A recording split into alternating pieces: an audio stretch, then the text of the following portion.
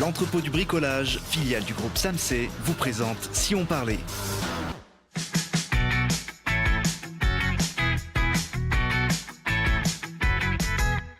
Bonjour à tous, bienvenue dans Si on parlait pour notre émission collégiale avec les chroniqueuses de Télé Grenoble et le renfort des mondaines avec Marie Gramont cette semaine. Marie, bonjour il y a longtemps qu'on ne t'avait pas vu sur le plateau de Si on parlait. Ouais, j'ai fait un petit break, mais je suis très contente de revenir. Bon, surtout que tu ne reviens pas les mains vides, tu nous as amené un verre, c'est un peu la tradition. Quand on invite les blogueuses des mondaines, elles viennent avec des cadeaux et bon, je ne sais pas, on verra tout à l'heure à quoi il sert ce verre, je le mets à côté. Tu nous connais, on est de vraies épicuriennes.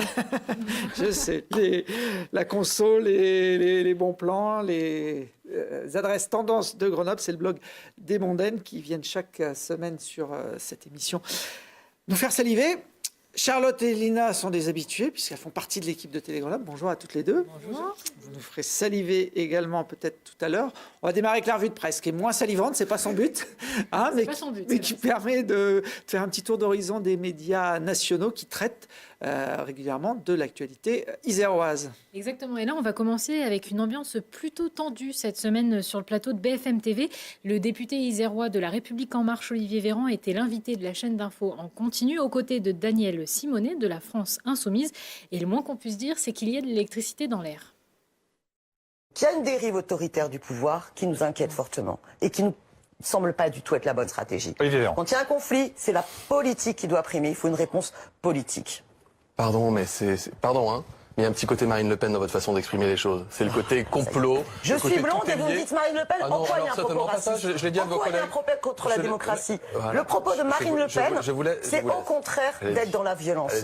Dans la façon de créer des complots, de créer des espèces de systèmes. Vous vous excusez, comme si les choses étaient... Vous vous excusez sur ce que vous venez de dire ou je quitte ce plateau. Ah non, mais madame vous vous excusez. Simonet, je ne suis pas Marine Le Pen. Je dis il y a un petit côté Marine Le Pen dans votre façon d'amener les choses. Non, je m'explique. Moi, je suis désolée, mais je n'accepte pas. Continuer sans vous. Non, je n'accepte pas ce genre d'insulte. Madame Simonet, il s'excuse. je ne vous traite pas de raciste ni d'extrême droite. Je vous dis vous m'avez que dit un maire de Marine Le Pen. Non, j'ai dit il y a un petit côté Marine Le Pen. Non, je n'accepte pas cela. Il y a un discours qui est construit sur un complot, sur le préfet de machin qui a fait bidule et compagnie, et que ça arrange le président de la République, et que c'est des choses qu'on a fait. Il faut arrêter avec ça. Je veux dire, il faut arrêter de faire peur aux gens. Il faut arrêter de faire croire qu'il y aurait des systèmes de complot dans notre pays qui seraient. Et je ne considère absolument pas que Mme Simonet soit l'extrême droite, et je ne lui ai absolument pas dit ça. Bon, Olivier Véran qui était sur notre plateau la semaine dernière pour l'émission politique. Alors, il n'a pas quitté le plateau, il n'a pas fait partir non plus Christophe Reville, mais à l'occasion, on pourra peut-être le solliciter pour un débat avec un élu de la France Insoumise isérois pour voir ce que ça donne. Et alors, toujours en politique, donc la semaine dernière, et Lina pourra en attester, Bruno Le Maire, le ministre de l'économie, est venu en visite à Crolles, visiter les locaux de ST Microelectronics. Et il y a une info qui n'a pas échappé du coup aux échos.fr avec un article sur le plan pour la nano-électronique que le ministre a présenté lors de sa visite. En tout, c'est un plan d'investissement public et privé de 5 milliards d'euros qui est prévu. Lina qui a réalisé l'interview du ministre a eu le droit à un entretien les yeux dans les yeux, toute seule avec Bruno Le Maire. Hein. D'habitude, dans les visites ministérielles, tous les journalistes sont groupés pour les quelques minutes de temps de parole et toi, tu as eu ta petite exclusivité. Oui, on va dire ça comme ça, ouais. En fait, elle était en retard et c'était la séance de rattrapage, mais finalement, on a eu des images un peu exclusives. Bon, Thibaut, j'ai une question pour toi. Est-ce que tu sais comment on dit en anglais l'expression « se noyer dans un verre d'eau » ? Déjà, le dauphinois, je le maîtrise mal, mais alors l'anglais, c'est terrible. Se noyer dans un verre d'eau, non, water, l'eau, bien sûr. Non, voilà, c'est a storm in a teacup. Mais ça, tu l'aurais su si tu avais lu Le Dauphiné libéré des enfants. Ah oui, pourtant, je lis le Dauphiné tous les jours, mais pas celui-là. Ouais, exactement, parce qu'en préparant ma revue de presse cette semaine, je suis tombée sur Le Dauphiné libéré des enfants. Pas moins intéressant que celui des grands, avec au programme, comme tu l'as vu, il y avait de l'anglais, mais aussi des interviews, des infos insolites. Et si je vous en parle, c'est parce que c'est la semaine de la presse à l'école. Et on rappelle que Le Dauphiné libéré des enfants, vous pouvez comme d'habitude le retrouver en kiosque. A storm in a teacup. En fait, il faut une tempête dans un verre d'eau. Ouais. Bah, c'est dans un verre de thé. Dans une coupe de thé. Ouais, très bien. Exactement. Bon. Et puis on va rester avec les enfants, mais cette fois-ci pour un casting et pas des moindres, puisqu'il s'agit d'une adaptation en série télé de La Guerre des Mondes, le classique de science-fiction. Une très grosse série donc, puisqu'elle est produite à la fois par la Fox TV et Canal+. Alors si je vous en parle, c'est que le 2 mai prochain, la production viendra tourner dans la région grenobloise et ils sont à la recherche d'enfants âgés de 8 à 13 ans pour le tournage. Alors si ça vous intéresse, écoutez bien les descriptions suivantes. Alors pour le personnage d'Amy, il recherche une fille aux cheveux châtains mi-longs mesurant environ 1m30. Isa, une fille aux cheveux longs et blonds mesurant environ 1m53. Margot, une fille aux cheveux bruns longs et bouclés mesurant 1m50. Cody, une fille aux cheveux longs et blonds mesurant 1m50 également. Et après, du niveau aux côtés des garçons, ce sera Henri, un garçon aux cheveux courts et châtains mesurant environ 1m37. C'est précis, hein. C'est très précis. Et Spike, un garçon aux cheveux bruns et courts mesurant 1m47.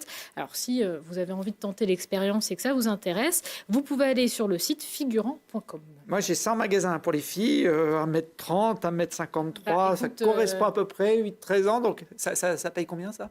Je sais pas. Je vais pas envoyer mes enfants pour des copines. Écoute, tu peux négocier les cachets, je ne sais pas après. Mais là, en tout cas, il fallait que ça soit très précis au niveau des descriptions. C'est une production américaine?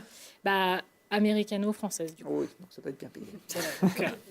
Et alors, du coup, on va finir cette revue de presse en musique avec une Iséroise qui va bientôt participer à ton émission de télé préférée, Thibaut, The Voice. Ne le nie pas, on sait ce que tu fais tous les samedis. Je regarde c'est le samedi, voilà, je regarde le samedi. Exactement. Et donc, dans ton canapé, tu risques de voir Angie Roba. C'est une Iséroise originaire de Saint-Quentin-Fallavier qui a 18 ans et elle participe aux 7e auditions à l'aveugle du célèbre télécrochet de TF1. Alors, malheureusement, non, je n'ai pas les images en avant-première de son audition à l'aveugle, mais voici un extrait de son single Freaking Day qu'elle a sorti l'année dernière. Ça pourra te donner une petite idée de ce qui t'attend samedi.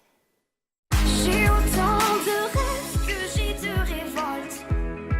Des ciels où je crève, d'autres où je m'envole. Si je t'ai croisé au bord d'un matin, est-ce que tout commence ou ça ne change rien? Another freaking day, I'm going nowhere. Don't wanna hear them say, will you be there? Just want to stay in my bed. Headphones on, my parents were worried, but I'm better alone. Ah voilà, elle est bilingue au moins. Hein. Tu vois, tu peux apprendre l'anglais aussi. Alors promis, du coup, la semaine prochaine, dans la revue de presse, on mettra son extrait de l'audition à l'aveugle qui est ce samedi. Bon, j'aime bien les paroles. J'ai autant de rêves que de révoltes. Si je t'ai croisé au bord d'un matin, c'est ça J'ai pas autant... Si, non, mais ça, c'est le genre de chanson, tu l'écoutes 2 fois, tu l'as dans la tête et elle te quitte plus. La Reine des Neiges. Un peu pareil. C'est la Reine des Neiges en version un peu ado. J'espère qu'elle ira loin, cette Iséroise. On verra ça. On va intégrer son clip dans notre rubrique Zikagreux, puisqu'on diffuse les clips des artistes isérois sur notre antenne. Donc, elle y a le droit également qu'elle gagne ou pas The Voice. Et il y a Koh-Lanta également en ce moment, une des émissions phares. Il n'y a pas d'Isérois cette année. Non, toi qui es la spécialiste ma grande tristesse, des médias nationaux. J'ai pas arrêté de regarder vendredi dernier. Est-ce qu'il y a un petit 38 qui s'affichait en bas des... Et non. Et non. Bon, tant pis. Il faudra attendre l'année prochaine. Exactement. Il faut que tu participes et puis il y aura un Isérois. Mais chaque année, je fais le casting, mais je ne dois pas avoir la bonne taille ou le bon âge, je ne sais pas. Bon, Lina, tu vas me parler quand tu m'as donné le nom de ta chronique, je ne savais pas de quoi tu allais me parler, comme tu n'as pas voulu m'expliquer, je n'en sais toujours pas plus. Il y a eu un petit bug quand je t'ai dit. Alors aujourd'hui, on va parler d'un phénomène primordial dans notre société, le mème. Alors déjà, autour de la table, est-ce que vous savez ce que c'est qu'un mème? Bon, moi, je me suis déjà... Encardé, non. Non, je ne me suis pas encardé, j'ai avoué, quand tu m'as dit le même, pour moi, c'est la même chose, c'est l'adverbe, quoi. Charlotte, toi, tu as une petite idée? Moi, j'ai une petite idée. Marie, tu sais ce que c'est quand même? Non, mais je te rejoins. Voilà, là, c'est le clan de ceux qui ne savent pas ce que c'est que le même. Je vais vous renseigner dessus, alors. Après avoir un peu fait le tour, alors, Internet et les dictionnaires non plus ne savent pas trop ce que c'est qu'un mème, mais j'ai trouvé une définition sur Wikipédia. C'est un élément ou un phénomène repris et décliné en masse sur Internet. Pour tout vous dire, aussi sur Wikipédia, il y a eu quelques problèmes. Il y a eu une guerre d'édition au sujet du mème. Donc, c'est-à-dire que les personnes... Elles ne sont pas d'accord. Elles ne sont pas d'accord, voilà. Dès qu'il y avait quelqu'un qui modifiait, l'autre revenait, modifiait, et l'autre modifiait. Du coup, ils ont mis un petit message d'alerte, arrêtez votre guerre d'édition. Donc, pour que vous compreniez que le mème, c'est vraiment un sujet important et qui tient très à cœur pour les internautes. pour que tout le monde comprenne mieux, je vous ai fait une petite compile de mèmes. Alors là, on va voir quelques exemples. Alors, on a celui-ci sur Donald Trump, qui a été décliné de nombreuses fois avec des petites affiches rigolotes qui ont été... En fait, on a remplacé ce qu'il montre par... des petits textes, des petits dessins. Sinon, il y a celui-ci en France sur Franck Ribéry, qui fait aussi l'objet de pas mal de mèmes souvent. Et le petit dernier, cette jeune femme qui était passée dans C'est mon choix et que tout le monde a déjà vu sur Internet. Hey, je suis pas venue ici pour souffrir, ok? Trop bien, Lina. Donc on détourne une image en fait. Voilà, qui devient un peu virale sur Internet. Donc, après cette longue introduction et définition du mème, on va rentrer dans le vif du sujet. Si je vous ai parlé mème, c'est pas pour rien. C'est parce qu'il y a un Grenoblois qui a créé sa propre page de mèmes. Ça s'appelle les mèmes décentralisés. Donc là, on a le petit autocollant. C'est le nom de sa page. Voilà, mèmes décentralisés avec le petit croissant bien franco-français. Et donc, ça a été lancé par un certain Gabriel en juin 2018. La page a plus de 135 j'aime sur Facebook et il a 36 000 abonnés sur Instagram. D'après la description, ce sont des mèmes créés par des non-parisiens pour des non-parisiens. Donc, on retrouve un peu des blagues du type parisien contre provinciaux. Voilà, il s'acharne un petit peu parfois sur les Parisiens. Bien sûr, on va voir quelques exemples de ces mèmes décentralisés. Alors, Bernard Muravo. Voilà. Quand t'as beau essayer que ton fromage veut pas démarrer, ce mème qui a été souvent détourné aussi, où ils ont rajouté la petite botte de foin. Ça, c'est un peu philosophique. Et ce mème-là qu'il a détourné, on voit... Grenoble, c'est Lyon à taille humaine. Et Saint-Pierre d'Entremont, c'est Crolles à taille humaine pour les plus intelligents. Voilà, donc qu'est-ce que ça vous évoque? Je sais pas si... Moi, je connais... Alors, si, on connaissait ces petites vidéos, ces images détournées, mais je ne savais pas qu'on leur avait donné un nom, une étiquette, et qu'on en faisait la collection, parce que lui, c'est un peu ce qu'il fait, non? Oui, il y a des milliers, enfin, il y a plus de 1000 photos sur sa page Facebook. Et donc, il y avait plein d'autres mèmes, mais un petit peu plus trash que j'ai pas pu diffuser à l'antenne. On vous les montrera en off. Et les mèmes décentralisés aussi, donc c'est pas seulement une page Facebook et Instagram, sont aussi des vêtements. Et ça s'appelle les textiles décentralisés, donc toujours par ce même Gabriel. Voilà, donc ils font plein de motifs différents. Il y a le Nord commence au-dessus de Marseille, soutien total et inconditionnel au gratin dauphinois. Mais moi, mon préféré, c'est celui-ci. J'ai grandi à Chicago avec les bulles de la Bastille à côté. Alors ils vendent à la fois des t-shirts, des casquettes, des sacs, des sweats, des coques de téléphone et même des bodys pour bébé. Est-ce que tu porterais un t-shirt comme ça, Thibaut? Ah, les bulles de la Bastille, pourquoi pas, ouais. J'ai grandi à Chicago. Et alors, les prix varient aux alentours de 15-30 € environ. Ça dépend de l'objet qu'on achète. Et je voulais finir par cette petite phrase, parce que même, je trouvais que c'était un mot un peu qui s'intégrait mal dans une phrase. Alors, je voulais vous dire, même si l'on n'aime pas mes mèmes, on est à même d'aimer mes nems. Compliqué à dire. On va la faire Encore plus vite après. Même si l'on n'aime pas, mais même, on est... Ok. C'est vrai qu'elle n'est pas facile à dire. Tu me l'avais noté, mais... C'est moi qui l'ai inventé comme ça tout à l'heure. Ça m'apprendra à ne pas répéter avant. Et ben voilà, les mèmes. Donc la page, c'est les mèmes décentralisés. Si on tape ça sur Internet, on tombe assez facilement sur sa page. Eh ben, j'irai faire un œil. J'irai jeter un œil, voir si il nous caricature peut-être suite à cette émission et on deviendra célèbre un petit peu partout auprès de ses fans.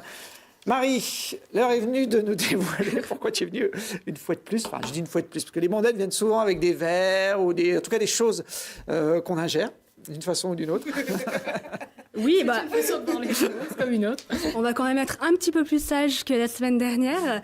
Moi, aujourd'hui, je suis venue accompagnée d'une baguette de pain et 2 bouteilles de bière. Et j'avais envie de vous lancer une petite devinette. À votre avis, quel est le lien entre les deux?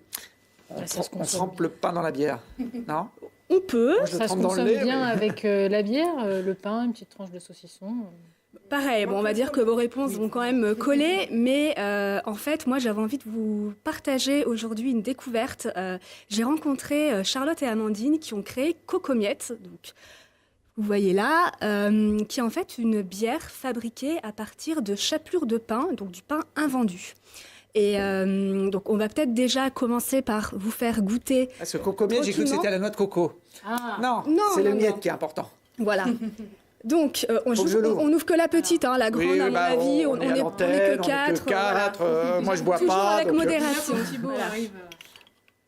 Toujours, voilà, avec modération. Et en fait, déjà, pour une petite minute culture... Ça fait pop.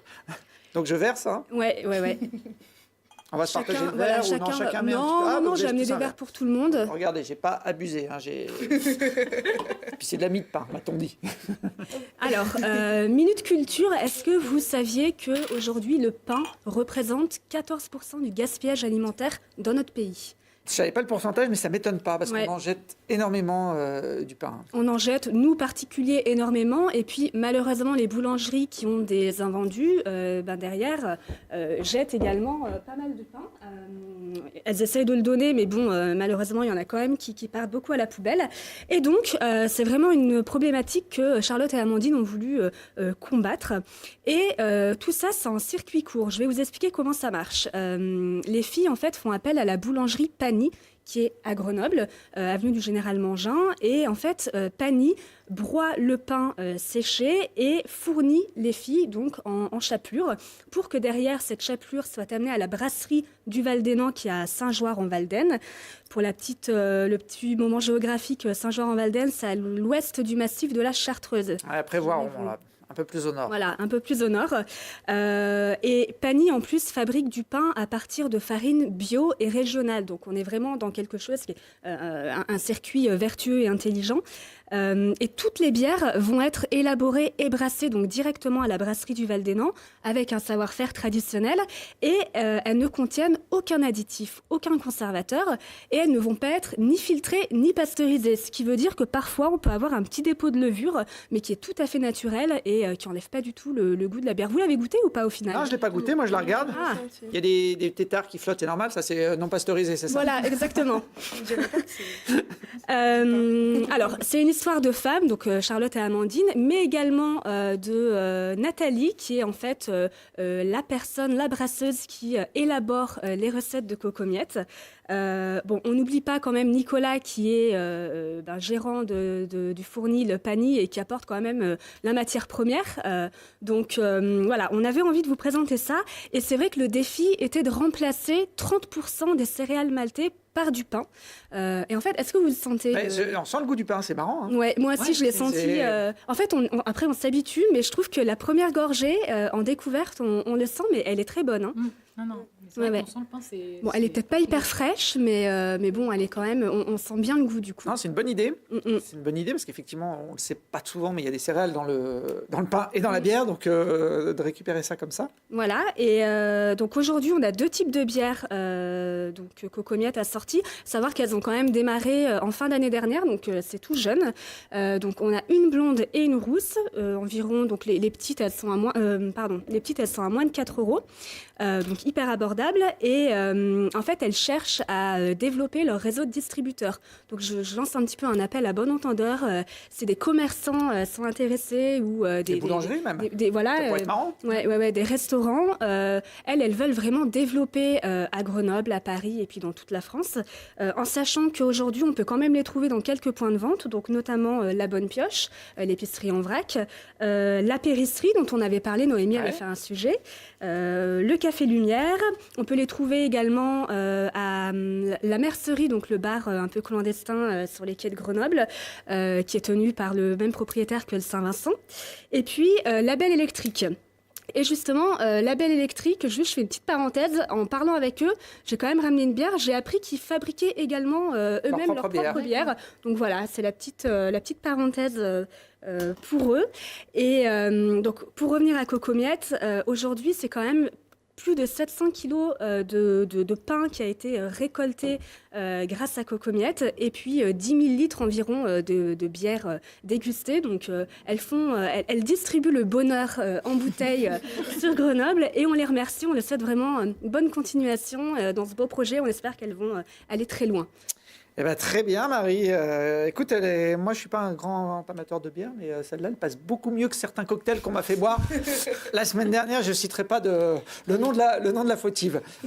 Et puis, je précise que cet article, on le retrouvera. On a une petite exclue avec Marie, mais on le retrouvera sûrement plus complet mardi sur le blog des Mondaines. Voilà, très bien. Alors habituellement, à côté de toi, il y a Julie qui aime bien la bière aussi, mais Julie, elle est au boulot. Aujourd'hui, elle est sur le terrain en train de tourner. Alors pour finir cette émission, je vais la remplacer puisqu'elle nous propose souvent des idées de sorties un peu sportives pour le week-end. Et le printemps, c'est la saison, les filles, c'est la saison de quoi? des fleurs. C'est la saison des fleurs, c'est pas très sportif, là, les fleurs. C'est la saison des derbies. Bon, c'était une colle, je savais que vous ne trouveriez pas. Le derby, c'est une course de ski un petit peu particulière. Il y a juste un point de départ, une ligne d'arrivée, et entre les deux, on gère son parcours comme on l'entend ou comme on peut. La piste n'est pas spécialement préparée, ce qui donne parfois lieu à des descentes spectaculaires, d'autant qu'on part en général à plusieurs de front et on dévale plus de 1000 mètres de dénivelé pour la plupart des épreuves. Voilà des images du Derby du Loup qui est prévu ce samedi à l'Alpe d'Huez. Il a la particularité de se dérouler sur une partie hors piste complètement à l'écart du domaine skiable, le Vallon du Loup. Ça peut paraître paradoxal de proposer une course hors piste alors qu'on conseille en général aux skieurs de ne pas sortir des pistes, mais l'épreuve est organisée par les pisteurs secouristes de la station qui ont donc pour mission de sécuriser tout au long de l'année le domaine skiable. On peut donc y aller sans crainte. Ça permet de découvrir en plus une superbe descente sur l'autre massif des Grandes Rousses. Pour ceux qui connaissent le site, on arrive au col de Sarenne et cette année il y aura même un concours de déguisement et le bon plan c'est que ça coûte 45 € l'inscription. Ça inclut le forfait journée à l'Alpe d'Huez alors que si on va simplement skier la journée à l'Alpe d'Huez c'est 10 € de plus pratiquement. Donc voilà, par contre il faut se dépêcher parce que c'est ce samedi. Alors après ce gros tour de chauffe, direction le massif de Beldon qui se met aussi à l'heure des derbies le week-end prochain avec 2 épreuves. Le derby des Vallons du Prat, c'est au Settlo, samedi 30 mars. C'est une première sur cette piste emblématique. Je ne sais pas si vous avez déjà skié les Vallons du Prat. Non, je sens que j'ai pas affaire à des grosses skieuses. Je les ai vus, mais elles m'attirent. Ah bah c'est une piste noire, il faut déjà il faut un bon niveau. Un bon niveau technique. En tout cas, une combe orientée nord qui offrira près de 1000 mètres de dénivelé avec une neige qui reste toujours très bonne au printemps. Et puis le lendemain, ambiance plus familiale, là vous pouvez y aller puisque ça se passera au Collet d'Alvar avec un derby qui se déroulera sur les pistes de ski d'une station plutôt familiale qui fermera ses portes juste après. Mais la mecque des derbies, c'est quoi la mecque des derbies? Le plus célèbre d'entre tous? Celui de la Meige. Bien, Charlotte, le derby de la Meige dans le massif de Loisan, dans un cadre magnifique. On monte avec le télécabine qui part depuis le village de la Grave. Il n'y a qu'une remontée mécanique. Le départ est à plus de 3500 mètres d'altitude et une arrivée pratiquement 2000 mètres plus bas, après une descente majestueuse donc dans les vallons de la Meige. Chaque année, il y a un gros millier de participants qui se pressent. Les meilleurs mettent moins de 6 minutes pour parcourir la distance. Mais alors là, il faut des très grosses cuisses parce que ça secoue quand on prend ces itinéraires hors piste tout droit. Mais la plupart des participants viennent pour l'ambiance. Là-bas, le déguisement est de mise, même si chacun a son style. Pas de déguisement du tout. Voilà, en fait. c'est soit un déguisement, soit rien du tout. Pour trouver le bon milieu. Donc voilà, mais tous les engins de glisse sont d'ailleurs acceptés également. La course est programmée ce vendredi 4 avril avec tout un programme d'animation festive et de concerts autour. C'est ouvert évidemment à tous, mais là aussi, il faut un bon niveau technique pour pouvoir se lancer sur les derbies, sur le derby de la Meige. Et pour finir... Tu participes toi au derby? Je vais y aller peut-être, je vais aller voir. Mais bon, participer, moi je porte très mal le déguisement. C'est dommage, on aurait bien voulu voir ça. Et pour finir sur une note encore un peu plus déjantée, le derby, le dernier de la saison. Alors là, on sort un petit peu de l'Isère, mais ça vaut le coup. Ça se passe à la Clusaz, en Haute-Savoie, chaque année. C'est à la fin du mois d'avril. C'est le défi folie. Voilà, une course de water slide, une piste d'élan, un lac qui n'est plus gelé à cette époque. Et le but, c'est d'arriver à le traverser ou au moins d'aller le plus loin possible avant de sombrer corps et âme. Alors, le record de la distance, c'est pas ces images, mais il n'en est pas loin, lui, c'est 255 mètres. Voilà. Quelqu'un a déjà réussi à le traverser? Personne n'a jamais réussi à le traverser. Alors quand on coule, il y a quand même un bateau qui vient récupérer les participants. Ils sont pas trop sadiques, les organisateurs. Ouais, c'est un peu ça. Ça peut motiver ceci à faire une performance. Alors j'ai pas le record, les images du record, ça date de 2010. Par contre, j'ai celle de l'anti-record. Regardez.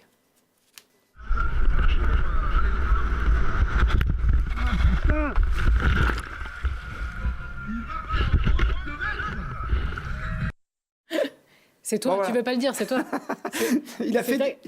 C'est pas moi, mais c'est pas loin. Il a fait 2 mètres. Ce sont des concurrents grenoblois qui ont participé il y a quelques années. Il y a toujours des étudiants, notamment de Polytech, qui viennent avec des planches qui sont spécialement préparées pour l'occasion. Et le défi folie, c'est comme pour le derby de la Mèche, l'occasion aussi de venir avec des engins de glisse qui sont pas toujours très homologués. Hein. Faut savoir qu'ils mettent des semaines à les fabriquer pour les détruire, on va dire en quelques secondes pour ceux qui ont le plus de chance. Ce sont des ovnis ou des ognis, objets glissants non identifiés. Même s'ils ne glissent pas des masses, ils flottent pour certains. Donc voilà, la Coupe Picard du Waterslide, ce sera pour la 31e édition, le dimanche 21 avril, donc à La Clusaz, sur le lac des Confins. Et il y a plus de spectateurs que de participants sur ce derby. Vous savez pourquoi ? Eh bien, pour voir ça.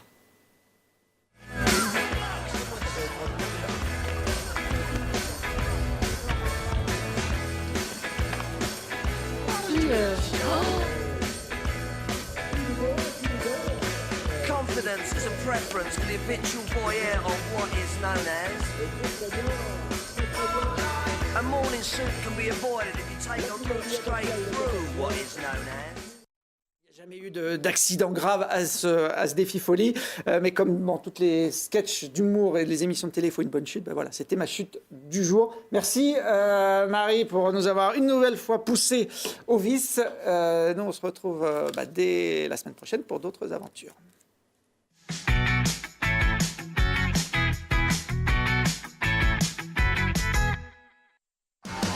L'entrepôt du bricolage, filiale du groupe SAMC, vous a présenté Si on parlait.